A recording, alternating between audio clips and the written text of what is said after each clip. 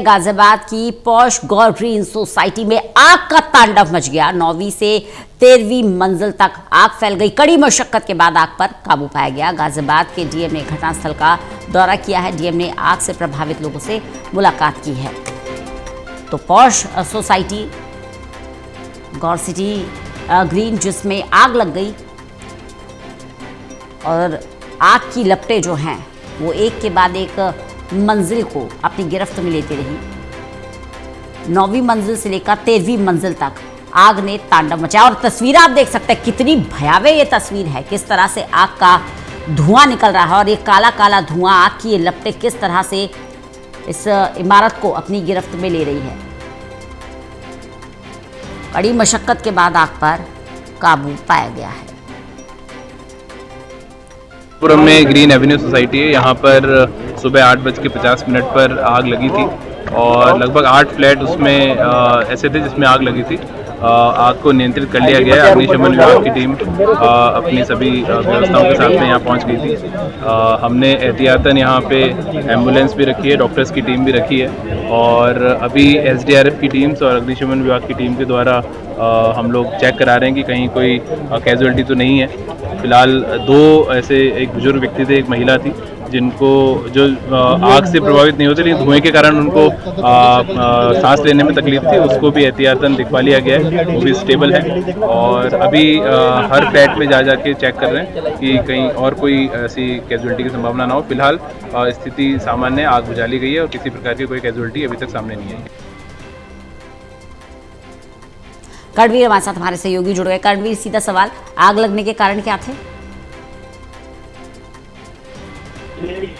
विभाग की जो टीम है उसकी जांच पड़ताल के बाद अभी तक ये सामने आया है कि शॉर्ट सर्किट से आग लगने की संभावना ज़्यादा है, क्योंकि जिस तरह से फ्लैट बने हुए हैं और फ्लैट की बालकोनी और पीछे का हिस्सा और बिजली की फिटिंग और तमाम चीज़ें हैं, उससे ये आशंका जाहिर की जा रही है कि बिजली की वजह से शॉर्ट सर्किट हुआ है और उसके बाद ये आग लगी है।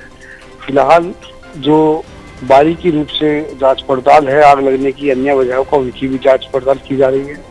दमकल की टीम ने ये भी पाया है कि सभी ने अपनी बालकोनी में प्लास्टिक से संबंधित या तो सामान या टीन शेड ऊपर डाला हुआ है, जो हल्की स्पार्किंग के बाद आग में तब्दील हो जाती है और अन्य आसपास की फ्लैट को भी अपने आगोश में ले लेती है। साथ ही साथ जो फाइबर की शीट होती है जो बाहर लगी होती है, जब वो जलती है तो धुआं इतना ज्यादा अधिक होता है कि अन्य फ्लैटों में भी धुआं घुस जाता है। फिलहाल ये चीज निकल करके सामने आई है।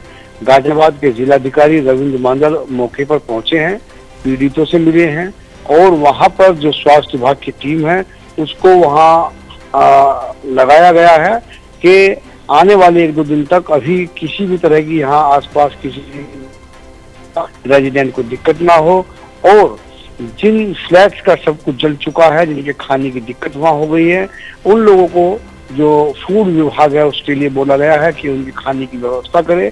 अन्य किसी भी दिक्कत को लेकर के एक टीम बनाई गई है जिसमें खुद मौके पर स्थानीय एसडीएम और एडीएमएफआर सौरभ भट्ट और तमाम लोग मौके पर हैं। उनकी निगरानी में वो टीम रहेगी और कुछ भी सोसाइटी के उन पीड़ित लोगों के लिए दिक्कत होगी तो वो उनसे संपर्क करेंगे और प्रशासन उनकी इन बातों को पूरी करेगा। फिलहाल गाजियाबाद के जिलाधिकारी का ये कहना है कि इस घटना में कोई भी किसी तरह की कैजुअलिटी नहीं हुई है। हालांकि जो सामान है वो नुकसान है, वो भारी मात्रा में बड़ा नुकसान हुआ है, चूंकि सब लग्जरी फ्लैट है और सब जल करके खाक हो गए हैं। कई फ्लैट्स के अंदर धुआं घुस गया है और कई फ्लैट ऐसे हैं जो पहले से बंद थे, उनमें भी नुकसान हुआ है।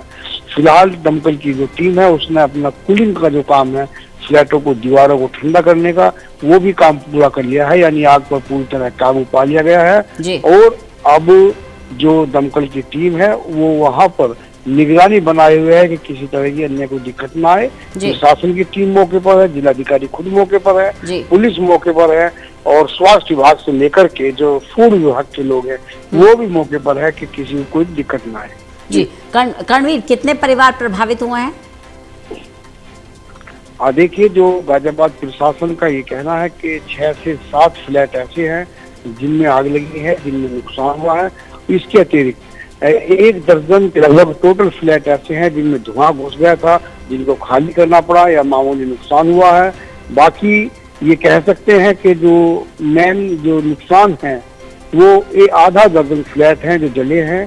ज्यादा नुकसान जो 9वीं मंजिल है, 10वीं मंजिल है उसमें हुआ है, और उसके बाद 11वीं मंजिल, जो नीचे से ऊपर तक के लगातार जो 3 फ्लैट हैं, 3 मंजिल की फ्लैट हैं, वो पूरी तरह जल के खाक हो गए हैं। आसपास के फ्लैट खाक हुए हैं, और उसके आसपास के जो अन्य फ्लैट हैं उनमें ज्यादा धुआं घुस गया, उनकी वायर फूट गई, बिजली की सप्लाई रुक गई, ये तमाम चिकट हुए हैं। यानी कि प्रभावित जो हुए हैं 2 दर्जन से ज्यादा फ्लैट हुए हैं, लेकिन जो ज्यादा नुकसान है आधा दर्जन फ्लैटों में नुकसान है। फिलहाल उनके नुकसान का आकलन करने के लिए एडीएम जो वहाँ है मौके पर, वो उसकी जांच पड़ताल कर रहे हैं कि किस तरह का क्या नुकसान हुआ है।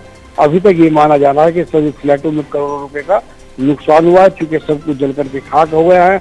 अन्य फ्लैट है जिनकी वायरिंग जल गई है, पूरी जो टावर है उसकी बिजली को कट किया गया है ताकि फायर सेफ्टी ठीक तरह काम कर सके और अन्य तरह की कोई दिक्कत ना आए।